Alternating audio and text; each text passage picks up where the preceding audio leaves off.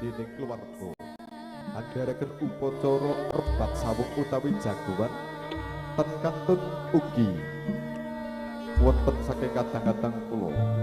Mbokle badhe kersa foto kalih pinten kekalih arsa jenar saking sasana palenggaku nuju sasana mrene andharaken upacara foto keluarga. Pramila hajar misuh ing laras kang kapiyarsa.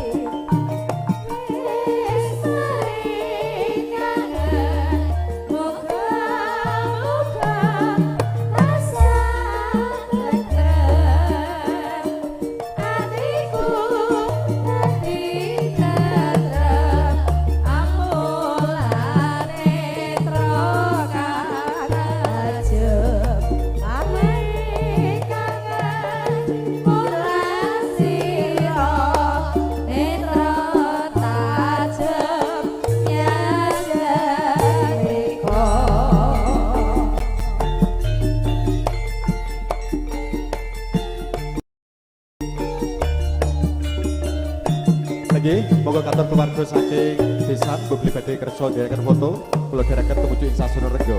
Foto kalih pinanganten kalih. Ugi katur sepuh ingkang kaping sinepek sawung sumangga kula dherekaken pinggah wonten ing sasana panggonan.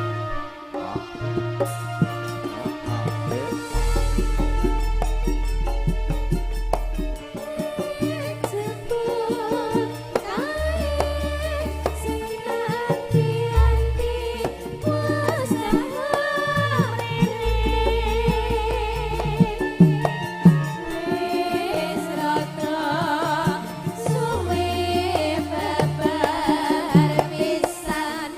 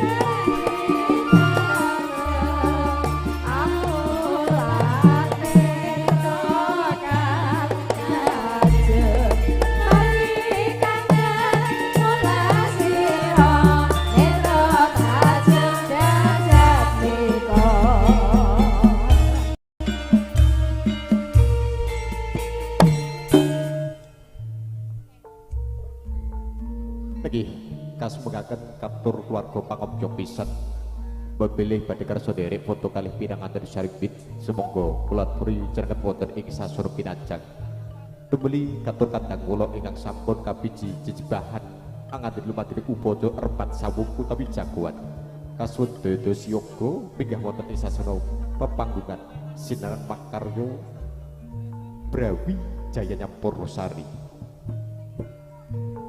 Yuk